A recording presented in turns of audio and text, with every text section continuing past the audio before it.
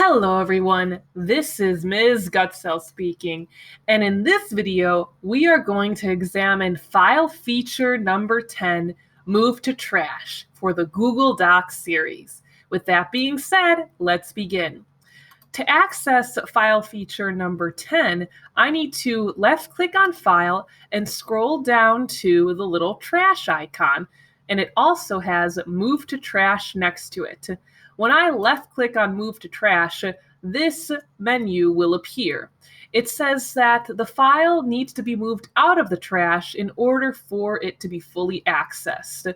I have the option to go to the Docs home screen, or I can take it out of trash like so. And as such, this is an easy way to remove a document from your main Google Drive while working in the Google document itself. Thank you for watching, and I hope this video helped you grow in your knowledge of technology.